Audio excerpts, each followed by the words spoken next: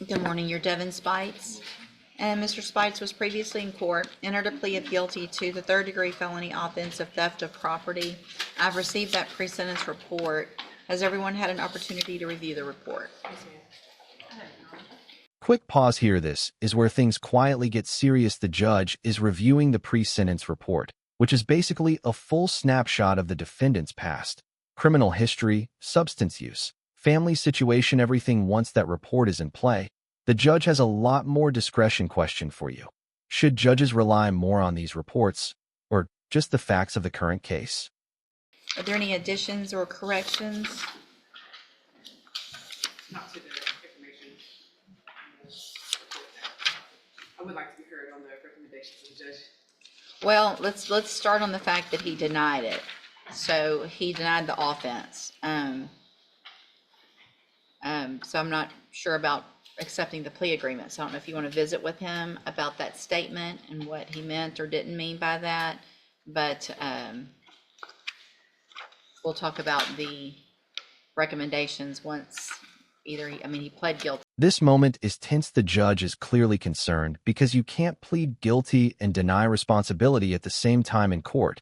That contradiction is a red flag. It suggests the plea might not be genuine. This is the kind of thing that can blow up a deal fast. So he can't not take responsibility now. Do you want me to hold it for a minute while y'all go over that and visit about it? I can speak with him about that. Okay, I'll hold it. Judge, I had on my file, even though it doesn't reflect. Well. All right, again, you're Devon Spites. And so now that everybody's had an opportunity to visit about the pre-sentence report, Ms. Hawkins, is there anything?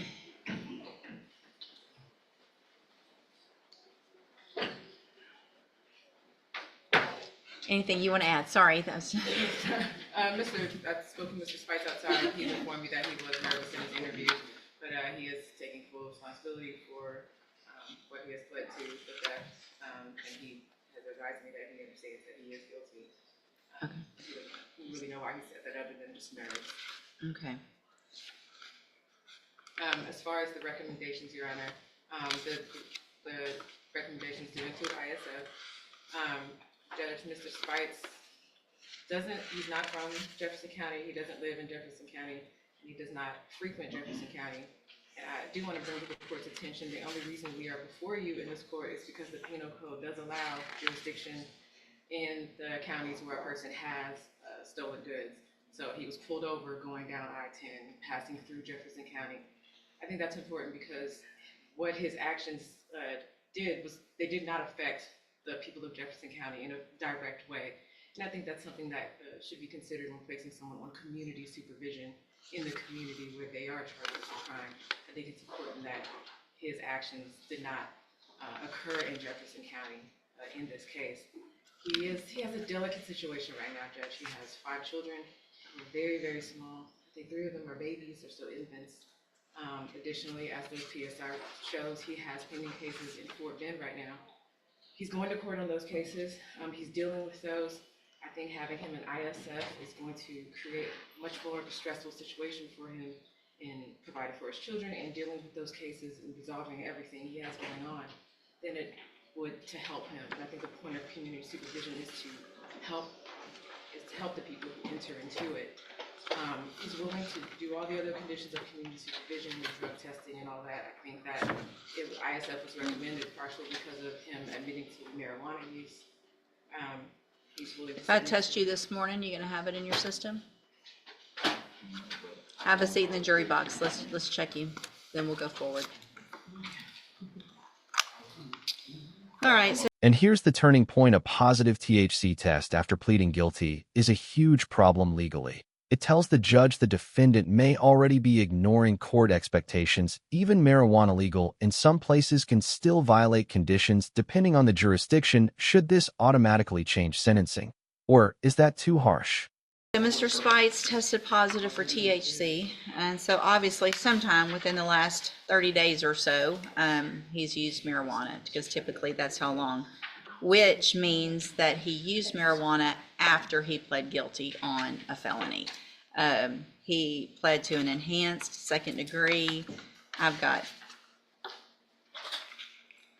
pages of criminal history here. And you would think, Mr. Spites, that based on what Ms. Hawkins is telling me about your family situation and your children, that you would be able to figure this out on your own and stay clean so that you didn't, number one, go to prison. I don't even have to accept this plea agreement. I mean, you've got 3 prior convictions, a state jail felony from 2019, from 2019, credit debit card abuse from 2021, and then an unlawful possession of a firearm in 22. None of those cases did you receive probation, which is probably why Ms. Malfino made that offer to try to get you on the right track. And Ms. Hawkins did a great job of getting you a probation offer on your case or cases. If I may. Yeah. Part of the reasoning behind that offer that Ms. Hawkins and I discussed was that jurisdictional type issue that she addressed with the court, and also the fact that there ended up being no restitution that's owed to any individual. Okay, and I appreciate that argument that Ms. Hawkins made, but it's also important, and I would hope that other judges in other counties would find it just as important, that if you're going to get charged, wherever you're going to get charged, that they take into consideration that just because you didn't steal from someone in our county, you stole from someone in some county, right? And so we got you here, but somebody's a victim, and it's important to me, and hopefully important to every judge in the state of Texas, that we kind of look out for each other in each other's counties. So I get that you were just traveling through, probably lucky that we got you, because who knows what would have happened at that point if you ever would have gotten caught, and that's not fair no matter what county the crime is actually. This is an important judicial philosophy moment. The judge is saying crime doesn't disappear just because it crossed county lines. There's still a victim somewhere. Courts often balance fairness to the defendant with accountability to the broader community. Do you agree with that logic? Committed in. Does that make sense? Based on everything that is being offered to you and what the pre-sentence talks about with regard to drug usage, the only way I'm going to go forward with this is with some inpatient ISF up front. So it's not necessarily meant to be a punishment. It will probably feel like it a little bit, but if you're going to be successful in the rest of your life and be there for your children, then you got to figure out how to stay clean and make some better decisions.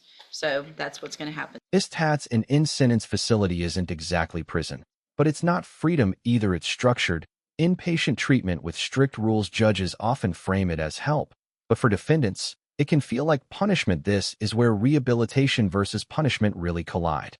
Today, any reason not to go forward with sentencing at this point? No, Your Honor. No, Your Honor. Just my only concern with that is the other pending cases in Fort Bend and adjacent county. I don't know if I simply take it. What are the court, or do you represent them in Fort Bend? Not And Fort Bend, Judge, no. I have his attorney's information up there. what about the Harris County, I do represent that abating? I do represent him in Harris County.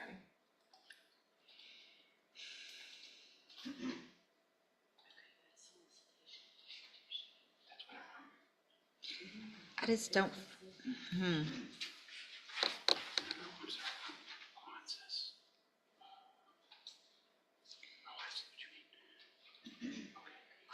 trying to think of logistically, because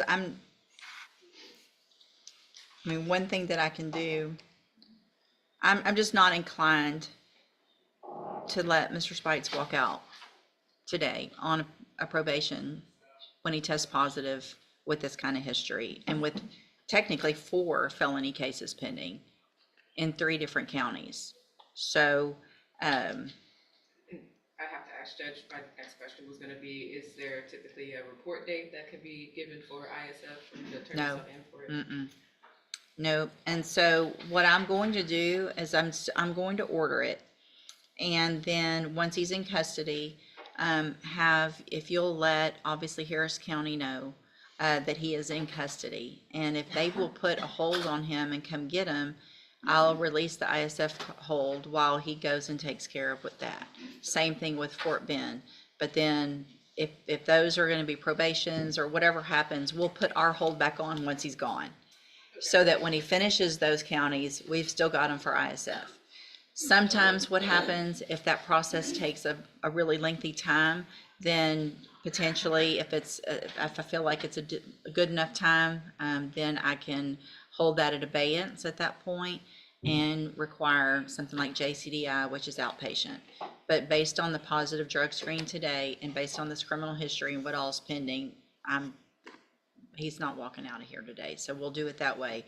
If you'll get with his attorney in Fort Bend County, the sooner they get something set and get a hold on him, the better. Okay, that way he can get transferred, get those cases taken care of. And I'll reach out to those DA offices, judges. Perfect. Maybe with the court's order, they would be willing to negotiate their Something cases. quickly. Yes.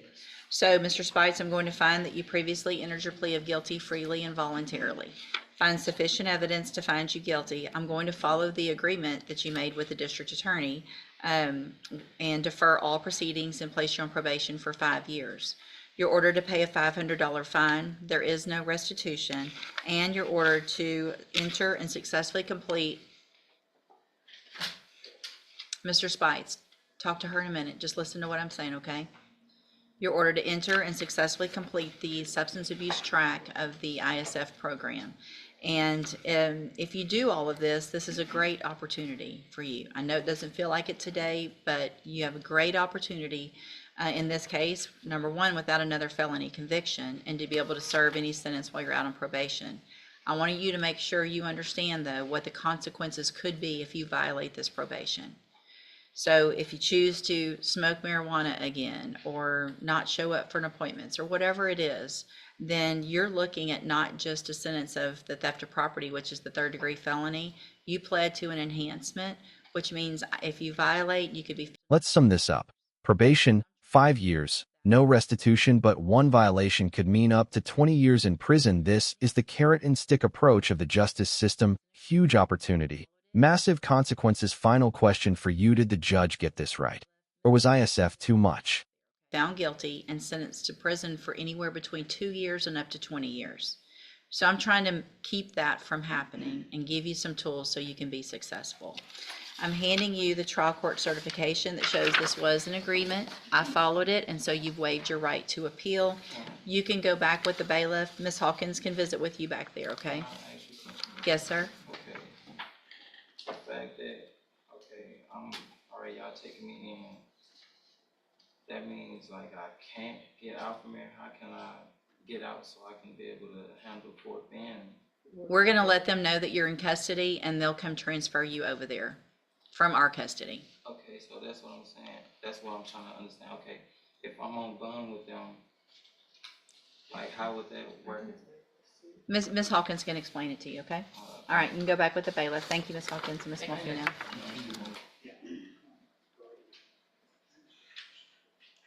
Yes. Yes. Give me just a second to pull this up properly.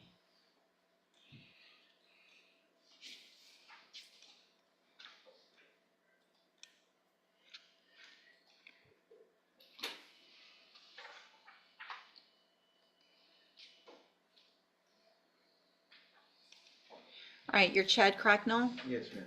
and Mr. Gertz, will your client waive the formal reading of the indictment? He will, Judge.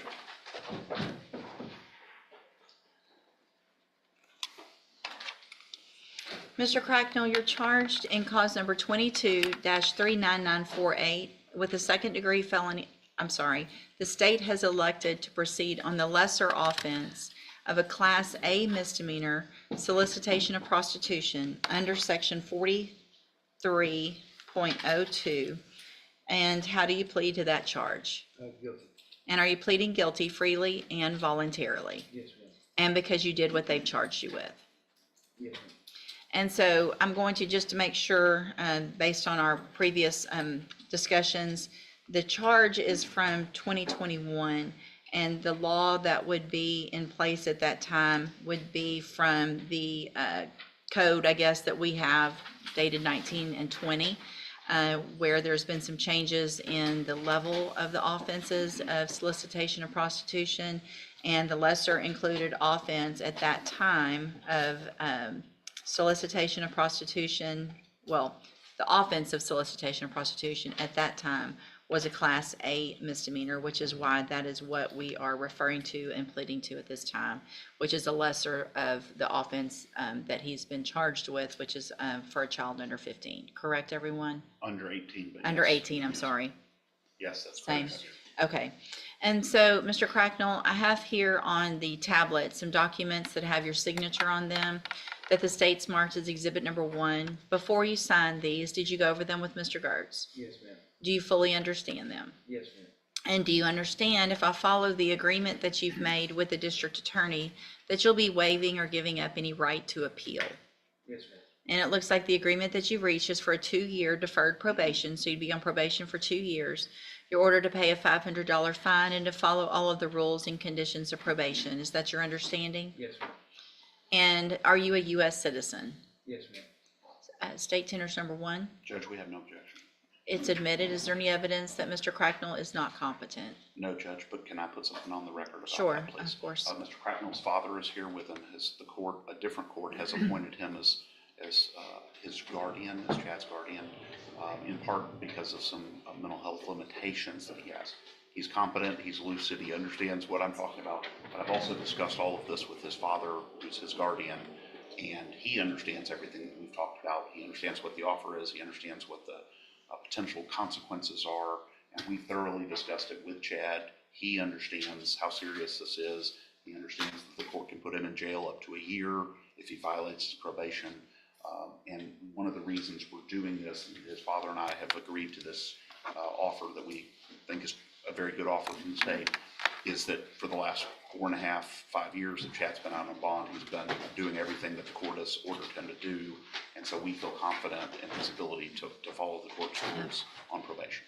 Could have had probation done and over with without all the legal wrangling. But anyway, thank you for that, I've been Mr. asking for a Gertz. while, Judge. I've been asking for a while. And thank you, sir, for being here. And just for the record, your name is? John Cracknell. And Mr. Cracknell, you've gone over all of this with Mr. Yes. Gertz, like he said, and with your said Chad, and understand and believe that he also understands everything that he's signing, understands what the consequences are with the probation, and if he violates it. Yes. Thank you, sir. All right. Then, is there any reason to get a pre-sentence report? No, Judge. All right, so Mr. Cracknell, I'm going to find that you entered your plea of guilty freely and voluntarily. I'm going to waive the pre-sentence report, find sufficient evidence to find you guilty. However, I'm going to follow the agreement that you made with the district attorney and defer all proceedings and place you on probation for 2 years. You're ordered to pay that $500 fine and to follow all of the rules and conditions of probation. If you do that, this is a great opportunity because you don't have a conviction on your record. And if you successfully complete the probation, the case will actually be dismissed at the end. You'll never have this conviction. The other side of that, though, is if you violate any condition of probation, you don't follow the rules with probation, you can come back to court, I can find you guilty, and you could go to the county jail for up to 1 year. Do you understand? Yes, ma'am. All right, then, I'm going to hand you, oops, let me get that printed. I've got it filled out. Okay, thank you. I'm going to hand you the trial court certification in just a minute that shows this was an agreement that I followed, so you waived any right to appeal. And then you'll just need to have a seat as soon as I hand that to you. You can have a seat here in the courtroom, and the lady that's at that desk right there is with probation. She'll call you up when she's ready to go over all of your paperwork. Okay. All right, good luck to you, sir. Thank you, sir. Thank you. Thank you, Mr. Gertz. Here's your, Mr. Gertz, there's your, Thank you, Judge. thank you. And then we'll figure out, Ms. Werner, I'll help you do whatever